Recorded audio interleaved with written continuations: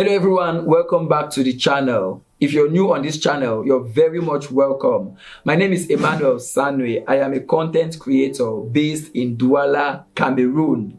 So in today's video, I'll be talking about one of the trendiest things on the African continent.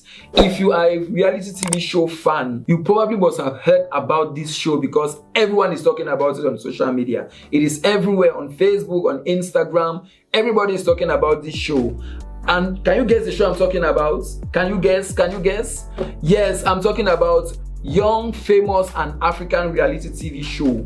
So the show recently premiered on Netflix. It's showing now on Netflix. If you haven't watched it yet, don't worry. That is why I'm here. I'm going to be reviewing the show and I'm going to be breaking down everything about the show, telling you the good, the bad and the ugly parts of Young, Famous and African. So stay tuned. So Young, Famous and African is one reality TV show Africans never knew they needed until it was actually made. So when I first saw this show, I was blown away because for the longest time we have been having a lot of reality TV shows on the African continent. We have shows like Big Brother, we have like other shows that are really trending on the continent. But this is like the first show that is showing Africa in another light. You know what I mean? Like most times when the media wants to talk about Africa, they always show Africa like this continent that is like poverty-stricken continent with children with big stomachs, flies on their stomachs and so on, like poverty, misery everywhere. That is how most mainstream television portray Africa. So when this show was actually released, it was like a breath of fresh air because this was an opportunity for the world to see Africa in another light.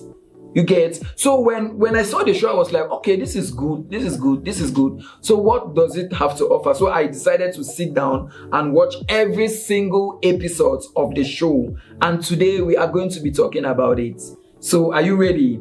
Now, to begin, the show is Young, Famous and Africa is a reality TV show, like just trying to portray like the flamboyance and the other sides of Africa, like the rich side of Africa. Before we continue, let me just give you guys a brief summary of the show, Young, Famous and Africa.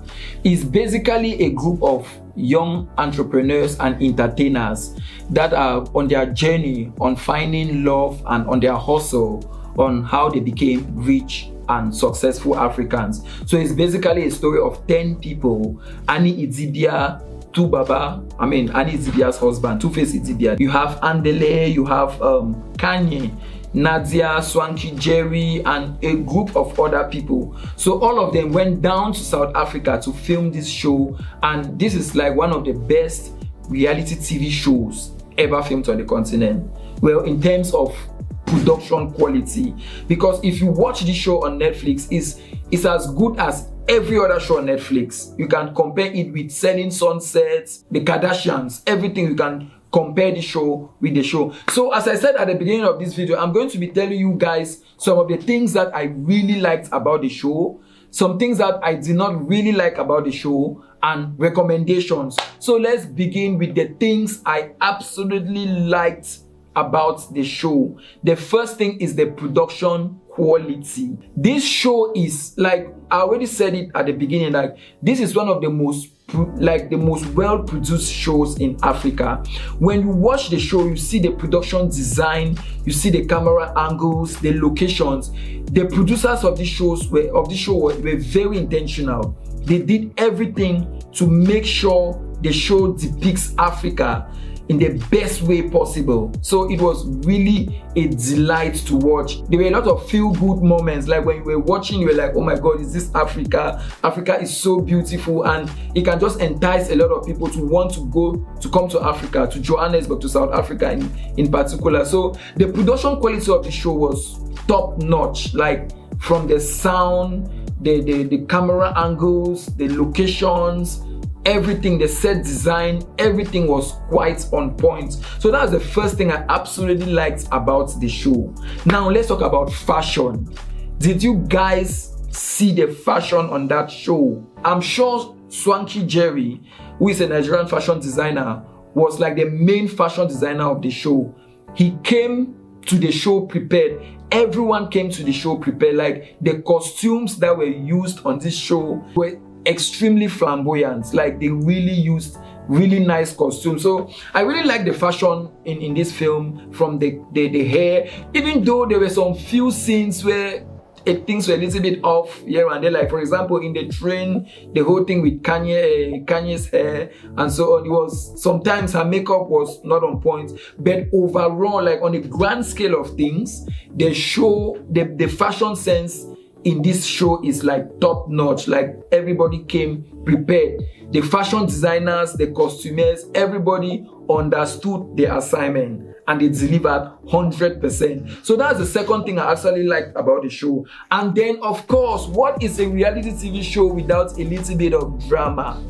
Yes, there was a lot of drama in this particular show, especially between Annie Idibia and her husband, Annie Idibia and Kanye, the South African actor, and Diamond Platinum and his friend Andele. So I mean, these are a group of people that, I mean, it's a reality TV show, so they are constantly meeting themselves, they are constantly together in the same space. Of course, drama is meant to spark at some point. So there's a lot of drama in this particular show, and it makes it really entertaining because I mean, we all live for drama.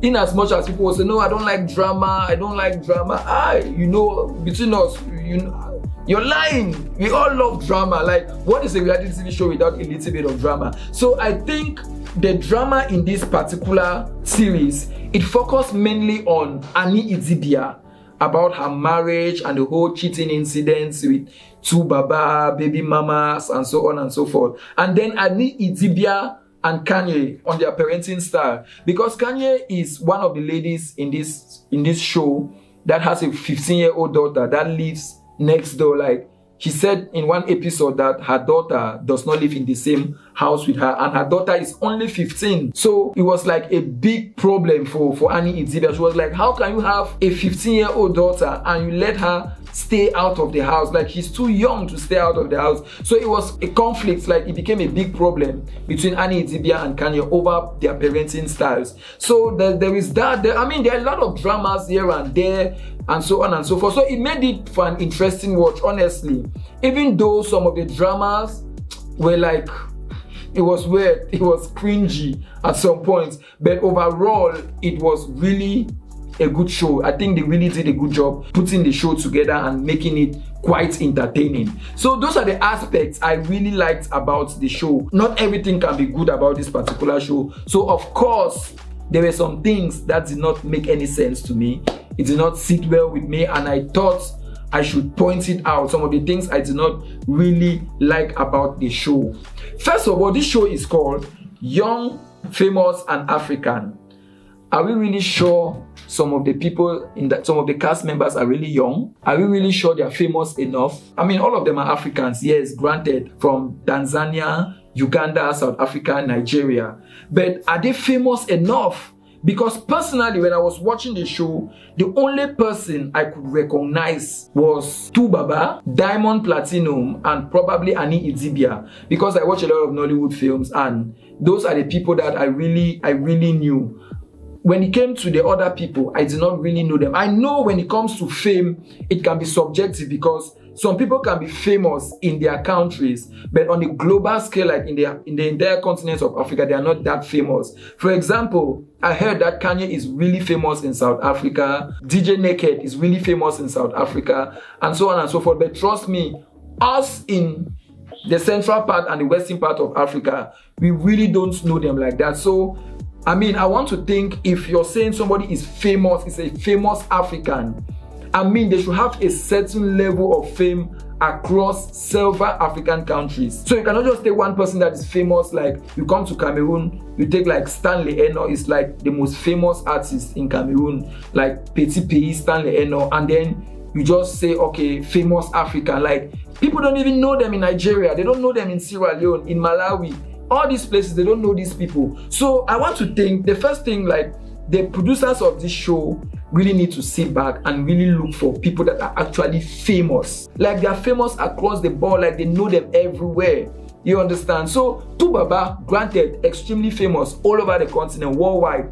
Diamond Platinum, extremely famous. But the other people, I'm not exactly sure if they were that famous. But anyways, altogether, as I said from the beginning, fame is subjective. You can be famous in one region and you're not really famous in the other region. It doesn't mean that you're not still famous. I mean, you're still famous. So that's one thing that I think moving forward, like for the second season, the producer should really bear in mind. The second thing about the show, I felt like this show was very scripted. I know, even though they call it a reality TV show, sometimes you always feel like, okay, they'll script some aspects and then some aspects they'll try to like make it real. But when it came to this particular show, it really felt scripted. Like I felt like 80% of the show was scripted. That is how I felt, because some of the scenes were so, it seems like they had actually rehearsed before doing it. So it was really funny, and it made me cringe a little bit.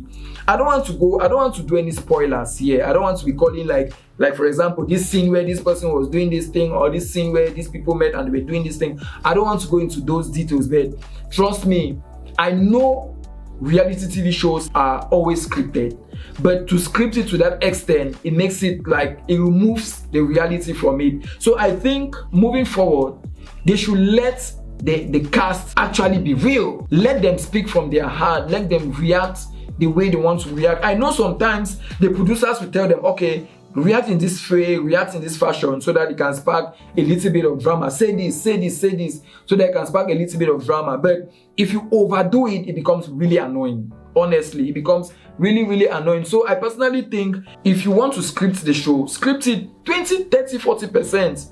When you start scripting it more than 50%, it's like we are watching a movie. Like at some point watching the show, it was like I was watching a movie. Like I already knew what was going to happen. Meanwhile, in reality, it's not supposed to be like that. People are supposed to react spontaneously. So that's one aspect about the show I think should be looked at, and they should try to improve on that. That's how I felt, though. Some people might not agree. I mean, let me know in the comments if you felt like the show was very, very scripted. Like what percentage? Let me know, because personally, I felt like it was so scripted and it just made me cringe a little bit. Some points, some episodes, it was like I was watching a movie. So that's another thing that I really did not really like about the show. Watching this show, right? This is a reality TV show where we are bringing rich, famous people in one space.